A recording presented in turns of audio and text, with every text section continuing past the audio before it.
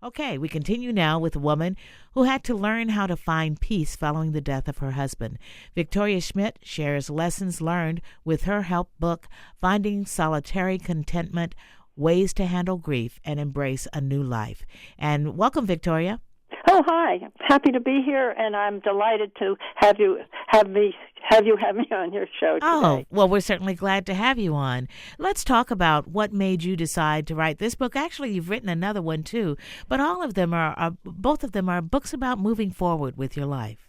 And being uplifting about what you have to face.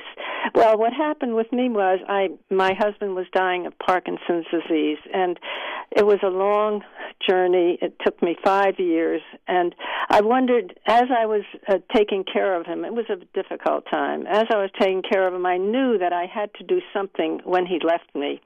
And when he did, I went to church, and there was a wonderful assistant pastor. She was a wonderful woman. Yeah, Blair Pogue. I was going to ask about her. Oh, yes, yeah. She really, a young woman, too, and to be so understanding about what was going on. And I was surprised. She said, you handle yourself and your loss with such strength that you should share it with someone. I didn't realize I had the strength. But while I was thinking about what she said, a friend of mine, a college friend of mine, Margie, came to see me. It was about 3 months later, and I said, I wanted to ask her, she lost her husband 9 years before. How long does it take? I couldn't ask her. I didn't want to know. I learned later what it was, and then I began to write my book. That's how it came about, because she said I had such strength and I should share it, and so I have. Yeah. And you had actually tried finding your solace through other books that were written, but there was something missing in all of them, wasn't it? Well, most of them were sort of negative and handled the grief far too much. And I'm a very positive person. I view life with grace and acceptance, and I realized that I had something special. And I went through all the books, and it was from a negative point of view rather than an uplifting. And in my book, I have one chapter about how to handle grief, and I go into the details of what you experience, and the rest is all uplifting. Right, and you give us a little checklist, and it's almost like a journal with a workbook mixed in. Yes. Where did you get the idea to do that? It just came to me, and I have the original document that I wrote, and I put a whole list of things that should be handled, and that's, if you like, I can cover some of them. Sure, that's why you're here. Okay. Well, the first is, how content are you with the solitude that you experience? And it's a little test. It's not really a test of how you are. It's sort of reminders of what you should be thinking. And then the first hurdle, the shock and the grief, that's the longest chapter, and that's where I really go into the negative part of what you experience. And there's so much, I tell you, grieve a lot, talk a lot, cry a lot. But there's a saying that I have, and it's at the beginning of the chapter on grief, and it's from Billy Graham. He says, sometimes we need to be alone with our grief and our memories. We just need to guard against making this our only response, for it's not healthy.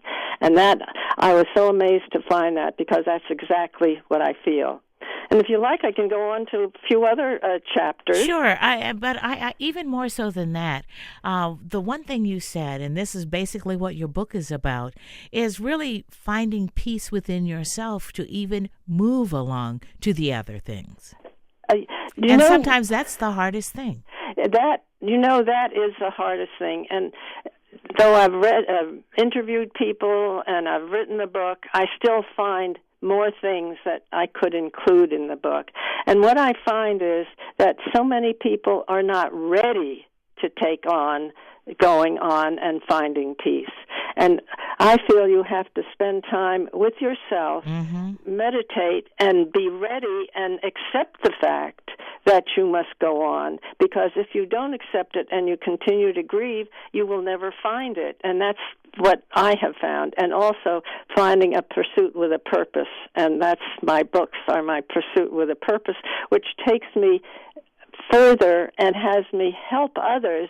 And by helping others, there's a quote that when you help others, you're helping yourself more than you're helping someone else. Right. So, yes. Very, very true. And sometimes that finding contentment, though, is the absolute hardest part of the journey. It is. But when you think of others, you find more peace, as I've said, for yourself than even what you give to others, but they are help too. Exactly. All right, let's go ahead and find the identity crisis, because so often, especially as you get a little older, you're considered a couple. You know, like my husband and I are Bob and Maggie, and I think of, Joe and Joan, and those kind of things. And then you have to find your own identity. You have to, and it's often very, very difficult, and you have to analyze yourself. And after a while, you find that you are finding yourself. In fact, there's one woman that went to the same college I did and is a neighbor, and she said after a while she found herself. She found Joanne, and it took her about a year to find that identity, but it's doing other things that help other people more than just helping yourself. And also realizing that there is no time limit on anything.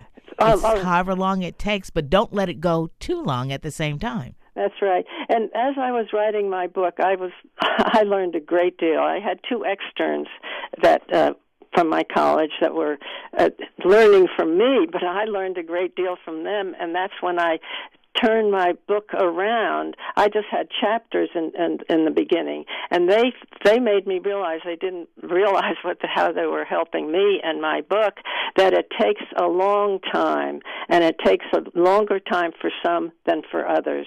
It took me a lot less, and I realized that's what Blair was telling me, that I had this strength, and I feel I'm gifted because I have this strength to help others.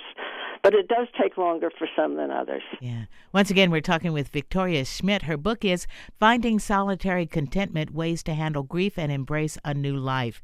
And again, you give us those little checkbooks at the end. I mean, a little section at the end saying, okay, here's a way you can match up. Are you this? Are you that? And just sometimes even going through that is a way to look at ourselves. Yes. I just want to mention something, that the books are available. And the second book I'd like to mention, because it took me 7 years to write the first book, the Finding Solitary Contentment. The other is a gift book. It's in color, and it took me 3 months to do that because it was such a moving, it's illustrated with lotus, and it's a beautiful little book. I have to say it, even though I've written it. It's a beautiful little book. Actually, both of them are, the second one is beautifully illustrated. And when I say illustrated, I mean with the photographs and things like that. But even both covers are absolutely gorgeous. Well, thank you. I appreciate that. But again, it's available. May I mention my website? Oh, yeah, we're going to do that anyway, but go ahead. Oh, it's just after my name, VictoriaDSchmidt.com. And you can find my books on Amazon.com or find them through my website. Mm-hmm. Yes, you can. All right, we're going to take a quick break, and when we come back, we've got more with Victoria D. Schmidt as we talk about relieving grief and moving on with your life. Stay tuned.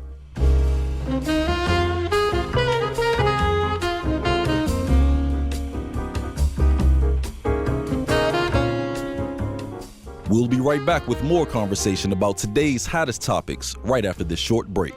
This is the Maggie Linton Show on Sirius XM Urban View.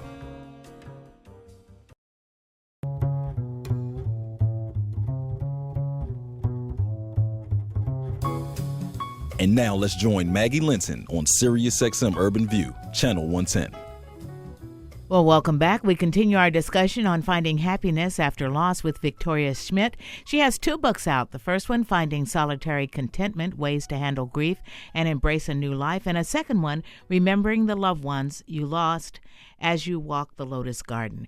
Let's go ahead and talk about a number of other things. Number one, as you're going through your grief, keeping yourself physically fit, both mentally and physically.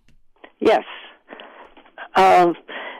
I have a chapter on that, and there's so much. Meditation is a very important part. You should set aside at least some time during the day. I do it at night when I go to sleep, and I concentrate on all of those people who have helped me, and it helps me knowing that throughout my life I've had help throughout it.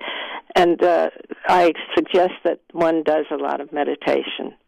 And keeping your friendships alive, too, really makes such a difference. And you're saying getting out and being part of a community, or whether it's your church, your actual town that you live in, whatever, but staying active. All the time, and really find what I have found that helps me most is having a positive pursuit with a purpose. And I repeat, that's been my life's dedication to helping others through my books. Well, let's talk about that positive pursuit. What other ways can be done? Because you give more than one example, that's for sure. Oh, I have having a positive pursuit for yourself, having a positive pursuit to help others, and getting involved in charities. And there's so many out there. You can help young people, people who are have problems, the mature people. I call them mature rather than seniors and older people, because I'm sort of mature myself. And doing things that you enjoy doing, like just something. If you don't have a job, or if you do, make the most of that job. But if you don't have a job, get an internship or a part-time job, working in a boutique, or working in a library, or working being behind the scenes in a theater. There's so many things that you can do. Or what you might do is just look around your home and take time to go through your closets and clean up your desks and so forth. Just take yourself away from what you are suffering from. And you hurt, you're in pain, there's so much that you're experiencing. But just take yourself away from the negatives. You know, your book, I know it's kind of geared a little bit more toward the elderly, but your book is good for anyone at any age who has some grief to get over. Because grief can be something more than just the loss of a life. It can be, a change in venue, change in town, change in jobs. There are a certain amount of loss that comes with so many things. One of the people that has, one of the women actually that has read my book, a couple of times she's gone through it, she said every woman, and this was amazing to me, and as I looked at it in retrospect, she said every woman should read your book before she's 40. Mm-hmm. Yes. I think that might be, it's, and again, not just women, but also men. Because a lot of times the man needs to know how he's feeling, too. And a lot of times it does take a little bit more of a feminine perspective to understand even what he's feeling in his loss. Absolutely. And I've found that men have bought my book and have come to me and said that they have enjoyed the book. And in retrospect, in thinking about the book, I feel that about 90% of it is for anyone who has lost anything, whether it's, as you said, a job or a loved one. Mm-hmm. Very true. Once again, if you have any comments, folks, you can certainly give us a call. It's 866-801-8255. You can join in the discussion of how you've gotten over your grief or loss, and join in the discussion. You also talk about, number one, making sure that we just hit on it slightly, just staying healthy, but finding that good doctor who's also there for you, not just always someone who's taking care of you physically, but also mentally.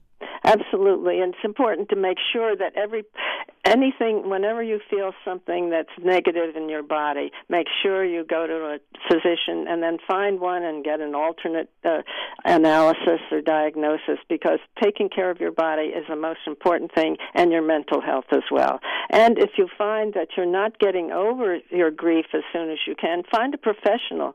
There are lots of professionals out there. In fact, there's the person who has written the forward for my book, which I was so pleased, was Dr.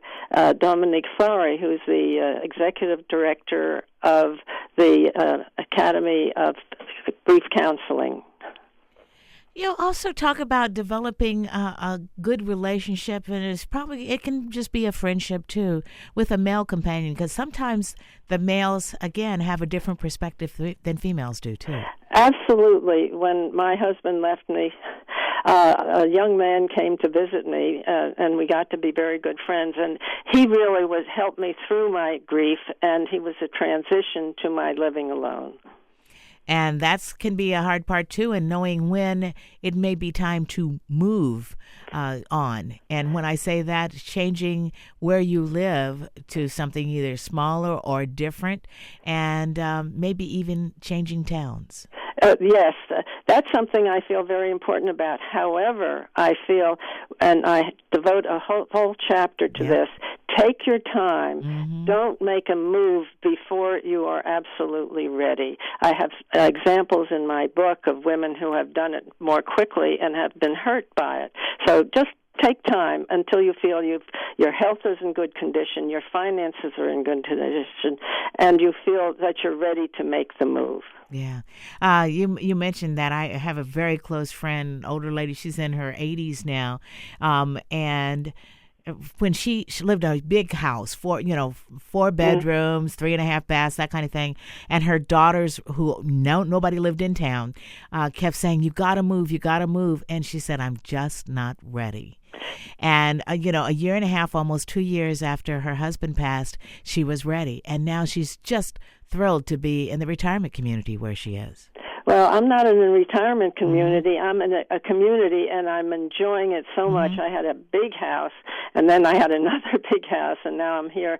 And the people who are, it's not a mature community. It's just a regular community, and they're young people as well as older people. And it's a mix, and children. In fact, just this morning, a couple of twins who live across the street from me. We have snow here. I don't know whether you have snow where you are. Oh, we got snow, and it continues to fall here in the D.C. area. So, yes, we do. And these young boys came over. They're twins, and they asked if they could shovel away my snow, and it was very nice. The organization will do it later. But having other people around you is so very important, and make sure you interact. And I have interacted with women far more than when I was married, because I concentrated on my family and my husband. But now I have so many women friends, and they're so helpful, and you can help them too. Right. And don't allow, as you were just saying, don't allow somebody to rush you into making a decision. Pressure from the kids sometimes is there, and not always with really you in mind, but thinking about themselves. That's right.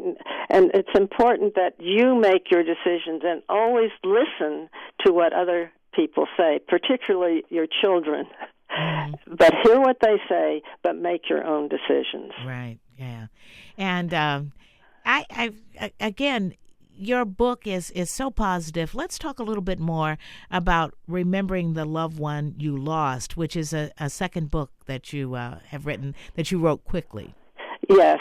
Actually, one of the things that I want to mention is having unconditional love from a pet. And every morning I go walking about 1.5 miles to 2 miles with my wonderful whippet. Her name is Dominique, and I call her Niki.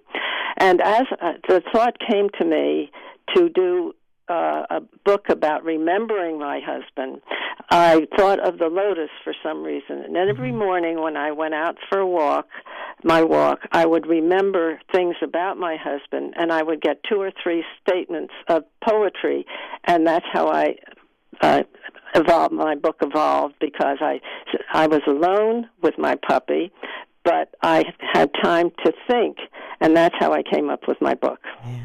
And thinking is good, not bad. Remembering is good, not Yes. bad. And there's sad things in this book. There's sad, but there's always a positive. And my favorite line of poetry is this, and along with a picture of a lotus, is, "When I walk alone, I'm not alone. You walk beside me." There you have it. Mm-hmm. All right. Victoria D. Schmidt She is an author. You can learn much with her book, Finding Solitary Contentment, Ways to Handle Grief and Embrace a New Life. You can visit her website at victoriadschmidt.com. Once again, it's victoriadschmidt.com. And also her second book, Remembering the Loved One You Lost as You Walk the Lotus Garden. Beautiful photography on both. And thank you so much, Victoria. Oh, thank you so much. I really enjoyed talking with you and getting my message out to everyone, because I'm here to help as many people as I can. I think we both are.